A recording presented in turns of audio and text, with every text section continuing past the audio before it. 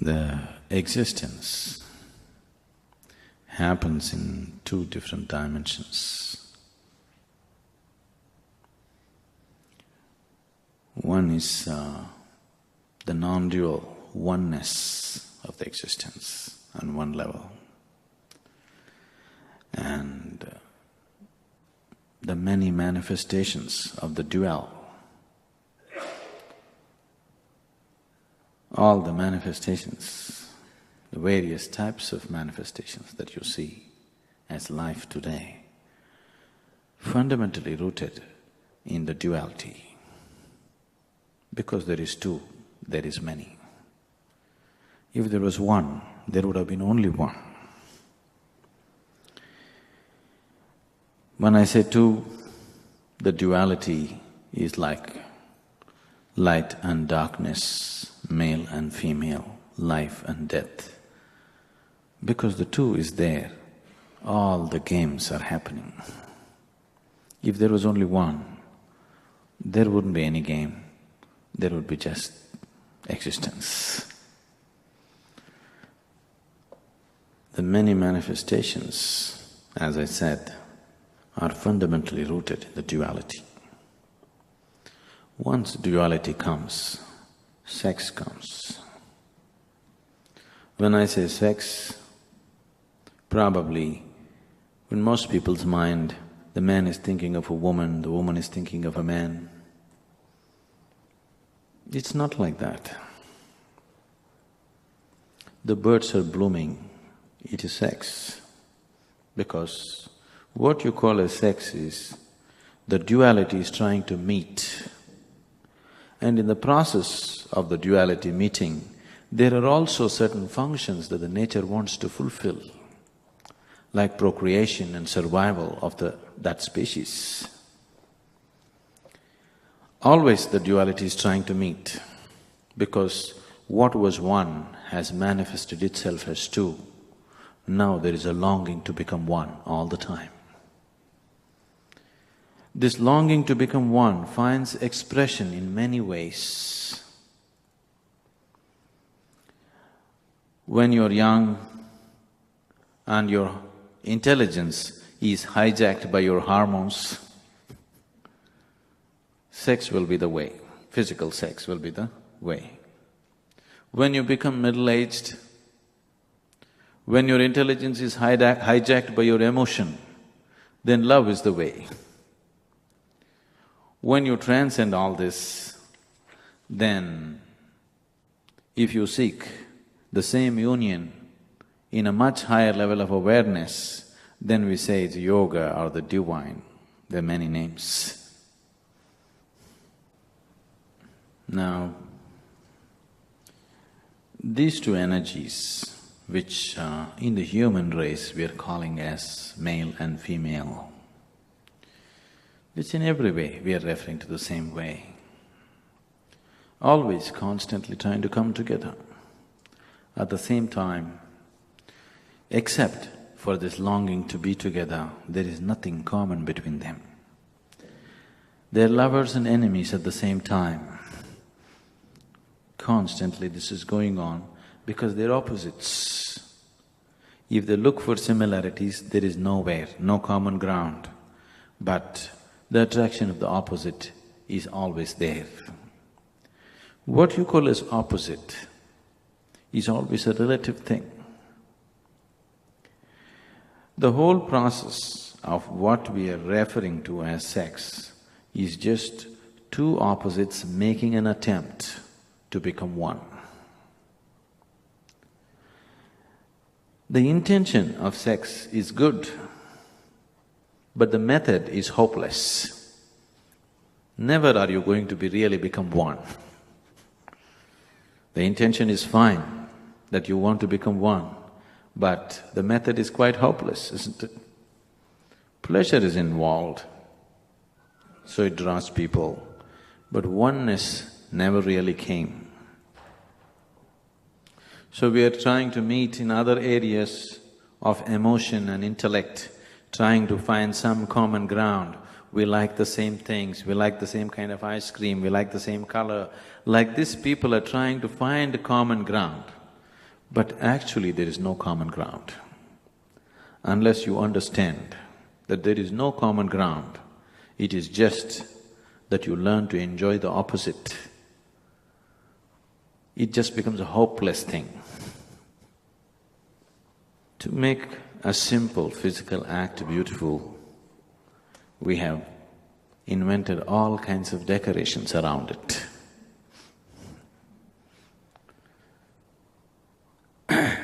Without those decorations, most people would be unwilling to get into this physical act. Lot of people cannot simply face the basic physical act as it is, because unless it's decorated, they will feel obscene, they will feel like an animal, they will feel so basic and physical, which is the reality. In some way, we are trying to cloud our vision of reality with lots of decorations. We always add emotion to it, because without emotion it would be ugly.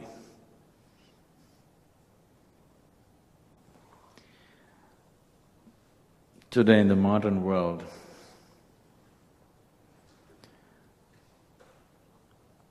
see, sex is a natural thing. Sexuality is invented by you. Do you understand? Sex is a natural thing, it's physical, it's there in the body. But sexuality is something that you invented, you created, it's psychological. There is no such thing, it is something created by you. Today, this is sweeping the world. It is no more healthy, in so many ways it's become sick. Because if sex is in the body, it's fine, it's beautiful. The moment it enters your mind, it becomes a perversion. It has no business with your mind, it has something to do with your body. If it's in the body, it will just fall into its natural place where it belongs. It is a small aspect of you. But today, it has become a huge aspect. It has just become life itself. If you look at the modern societies now, I would say probably 90% of human energy is being spent either pursuing sex or avoiding sex, whichever way. Yes, sir? Whichever way, that has become a huge aspect. It is just a small thing. If you look at a man and a woman, physiologically it is just a small difference. Like somebody said, either the pocket is in or the pocket is out. With one the equipment is inbuilt, with another the equipment is hanging out. You made such a big issue out of it, you know.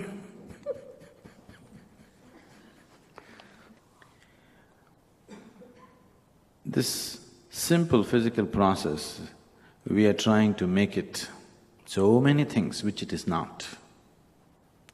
It is just nature's trick to reproduce. Because if this attraction was not there, you wouldn't reproduce. The species would end right now. But now we made such a distinction between man and woman as if they are two separate species. We are going about treating everything, man and woman separately, as if they are two separate species, they are not the same species. No other creature on the planet has this kind of problem with their sex as man has, isn't it? When they have it in their body, they have it, otherwise they're free from it. But with humans, it is on their mind all the time, endlessly. One big reason why this has happened is, somewhere in the past, especially your religions, especially in the West, it is not so much in the East. Especially in the West, your religions went about denying a simple physical process to such an extent that they even have to make it so ugly that they could not accept the simple biology of a human being. See, religion means liberation, isn't it? Yes? Religion means freedom. How can there be liberation? How can there be freedom when you cannot even accept the biology of a human being? They could not even accept the simple biology of a human being. So we went on saying that instead of looking beyond the limitations of the biological process, we tried to deny the biological process. We went about saying, if somebody is holy, if somebody is really sacred, he cannot be born out of it. He is born without it. Now, once you do not accept the simple biological processes, that is where the bondage began. That is where in so many ways, once you could not accept the simple biological differences between a man and a woman and what happens, that is where the whole exploitation of the woman started.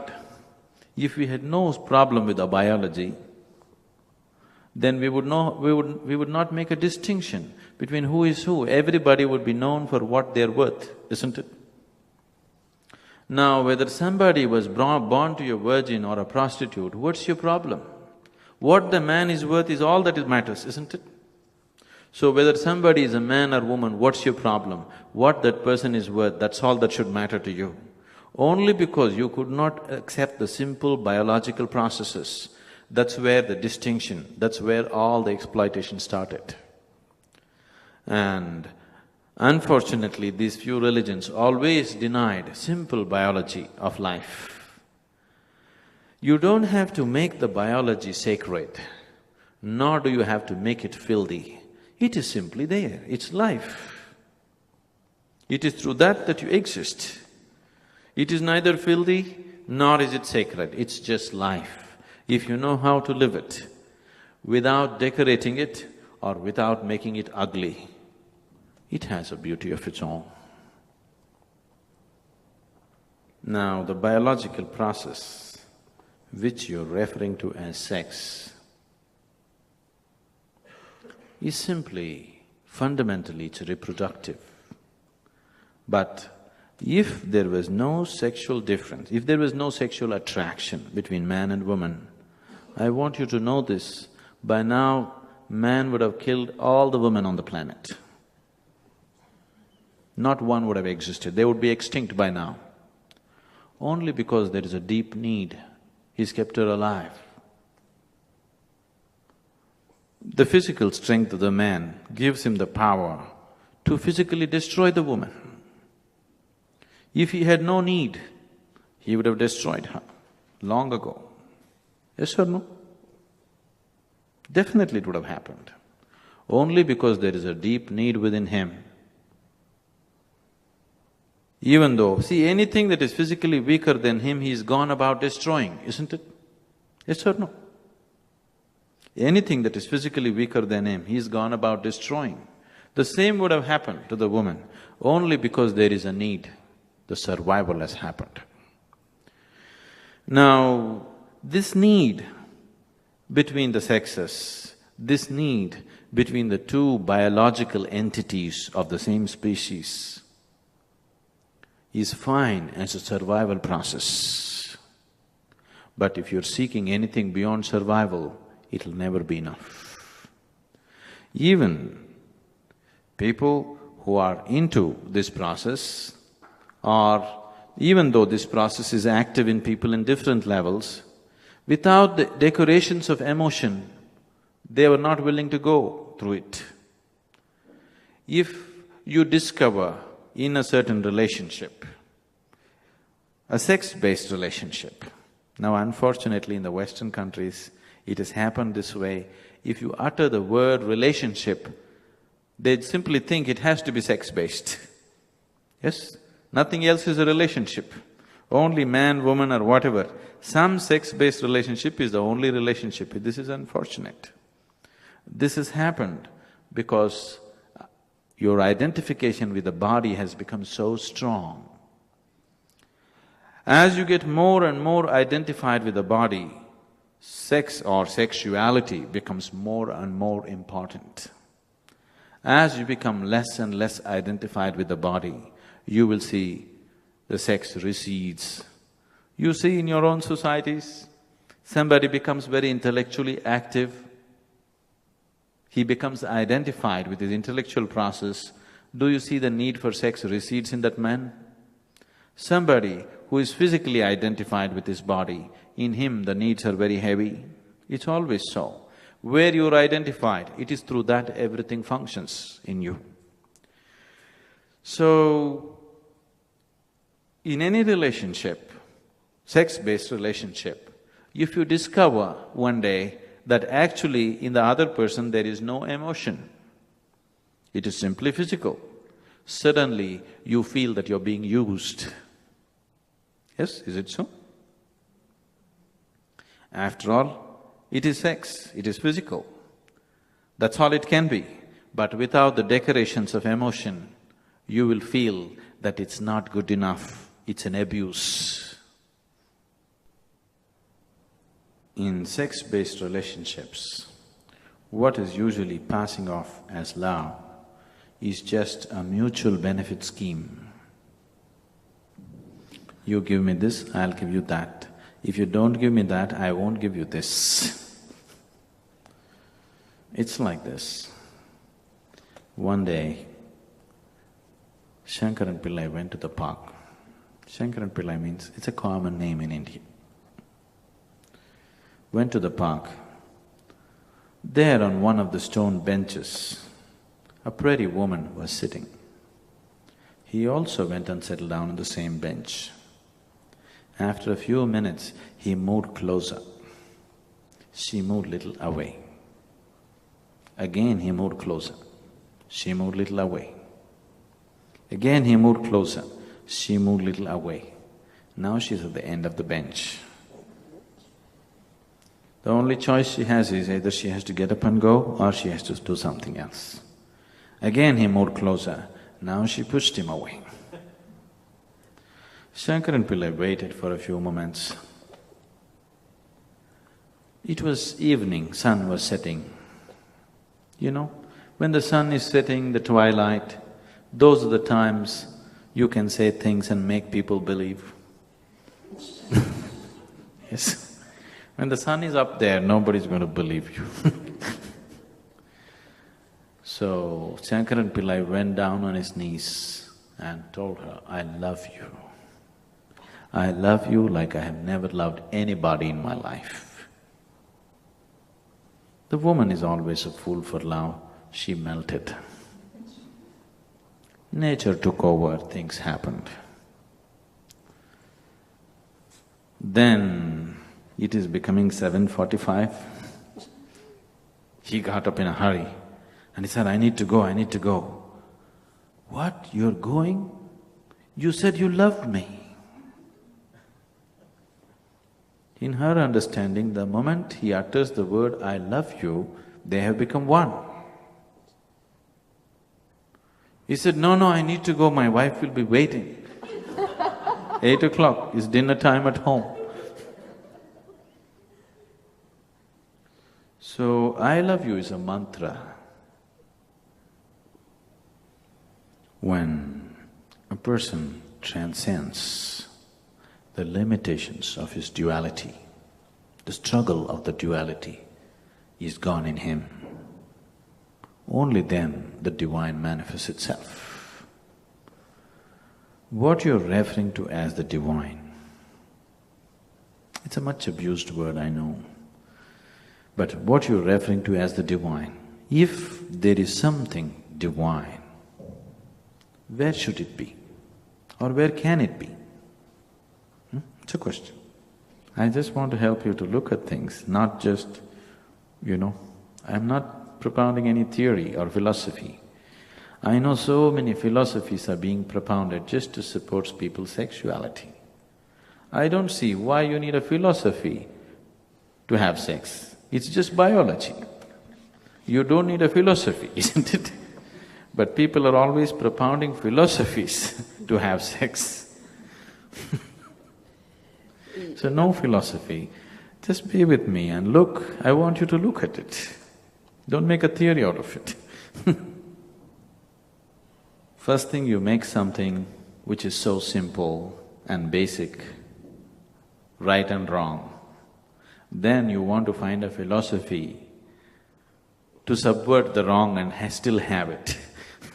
It's unnecessary, all these complications. If you just see the simplicity of what it is, it'll become a simple part of your life. If you make it complex, it becomes an unnecessarily large part of your life, Now, if there is divine, where can it be? Where can it be? Yes? If there is something that you can refer to as the divine, it has to be everywhere, isn't it? If it's just within you or just within me or just in my temple and just in your temple, it's no good, isn't it? If there is something that you can refer to as divine, it has to be everywhere. If something is everywhere, what faculty do you have to know it? Yes, what faculty do you have to experience something which is everywhere? Because right now, the only faculties of experience within you are the five senses. The five sense organs cannot experience anything if there is no perspective or if there is no comparison. See, only because there is darkness, you know what is light. If there was no darkness, you wouldn't know what is light, isn't it? This is the way your eyes are made. Only because there is silence, now you know what is sound. Otherwise, your ears wouldn't be able to perceive. Your sense organs always perceive everything in comparison, always in bits and pieces. It does not perceive anything in its totality, always it perceives just one side of everything. Please see. Is it so? Right now, if I show you my palm, if you see this, you can't see this. If you see this, you cannot see this. This is the way your eyes are made, isn't it? Once there was a philosopher fish. What a fish, a philosopher? Yes. Is there anybody who is not a philosopher? Everybody has a philosophy for whatever they're doing, isn't it? If you want, you just go to the drunkard on the street, ask him, why are you drinking like this? He has a solid philosophy as to why he is drinking. Yes, sir? You stop a thief and ask him, why are you a thief? He's got a solid philosophy as to why he's a thief. You go and ask a sex maniac why he's like that, he's got a solid philosophy too. For whatever nonsense that anybody is doing, they have the support of a philosophy of their own. Without a philosophy, you cannot continue to do stupid things all your life. Your intelligence will not allow you to do it. If you have a philosophy, you can go on doing the same thing every day, not thinking about anything. Especially if you get God's stamp on your philosophy, you don't have to turn back and look, you can just go on doing the same stupid things endlessly. Yes? Yes or no? The moment you get God's stamp on your philosophy, you are through.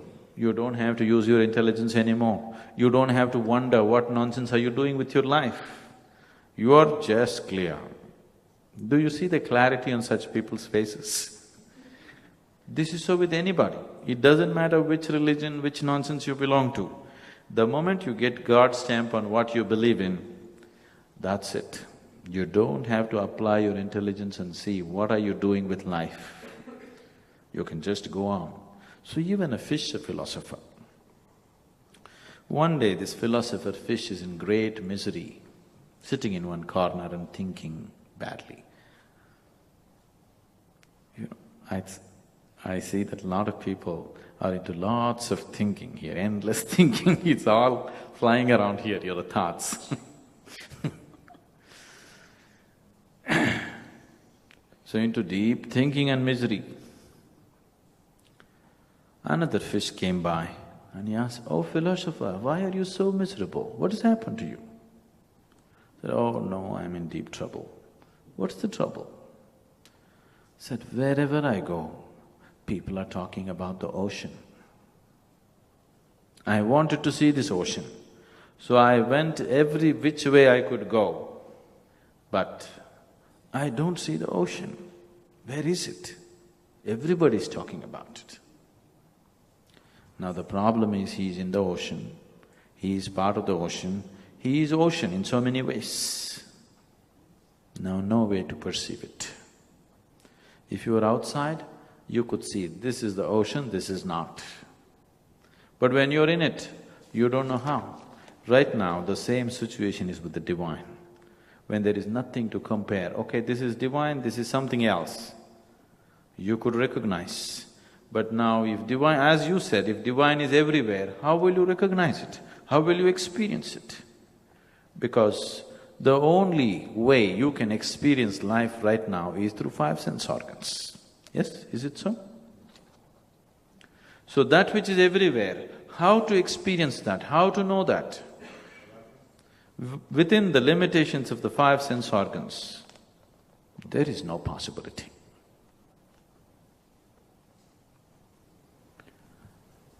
Now, seeking the divine is not something that you have to start as a project now. From the moment of your birth, the seeking is happening, but unconsciously. It is just that the choice that you have is either you can seek it unconsciously or you can seek it consciously. If you seek it unconsciously, we can call it sex. One expression of unconscious seeking of the divine is called sex, one expression of it. If it becomes a conscious expression, if your seeking finds a conscious expression, then we call it a spiritual process. Generally, if it is looked at as a science, then we say it's yoga. I know probably in your mind yoga means twisting your body this way or that way. No, the word yoga means to become one. That's what love means, that's what sex means. Whether you're seeking it physically or emotionally or truly seeking oneness beyond all these limitations. If you're seeking it beyond all the limitations of your body, emotion and thought, then we call it yoga. If you're seeking it with the physical body, physical bodies will always remain two, no matter what you do. Yes? All kinds of weird things people are trying to do in the name of sex, because somewhere they want to find some unity, but it won't happen. A few moments of fake unity will come and then people fall apart. It's bound to happen, isn't it? Physical entities can never become one. It doesn't matter how much they try. Unless you transcend the physical, there is no question of oneness. Now, I don't want any oneness, I'm just seeking pleasure. That is also okay, but it is just that you will see it's not enough. I am not saying there is anything wrong with it. It is just that this human being will not be satisfied with it. It wants something more, isn't it so? Yes? Just the physical pleasure is not enough, it wants something more. What is that something more? Something more than what this little person has become. Physical body means a bondage because in this vast existence, this little body is a separate entity. If you're identified only with this little body, then there is a sense of insecurity, there's a sense of feeling lost. I would say at least 60% of the sex in the world is happening out of insecurity and nothing else. Not out of love, not out of anything else, not even for pleasure. It is insecurity. Two bodies coming together feels little secure for at least a few moments.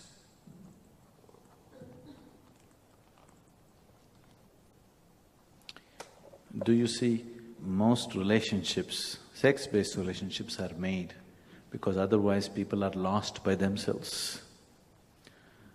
Isn't it so? By themselves, they're totally lost. They don't know how to be by themselves.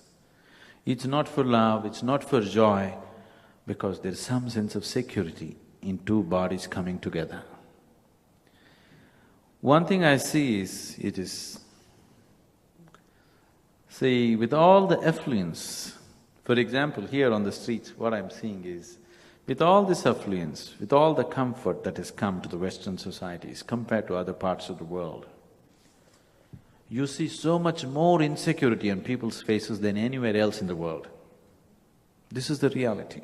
If you have not traveled around, this is actually the reality. Here on the streets of a metropolis like Paris, you see so much more insecurity on people's faces than a beggar on the street in the Eastern countries. It is so. This has happened simply because slowly the cultures took on too much of physical identity, too much identified with their own physical body. The more and more you get identified with your physical body, the more and more insecure you become, because this body is never safe. Next moment, it may be anything, isn't it? Once your identification is limited to the physical body, then insecurity is the natural way, and naturally the need for sex will increase dramatically when people are insecure. Now, seeking a spiritual process does not mean going to the temple, does not mean believing what your father said, does not mean believing what your priest said, does not mean believing what your book said, whatever the so-called sacred books of the world.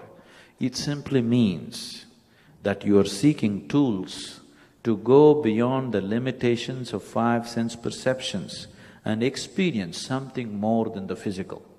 That's what spiritual process means.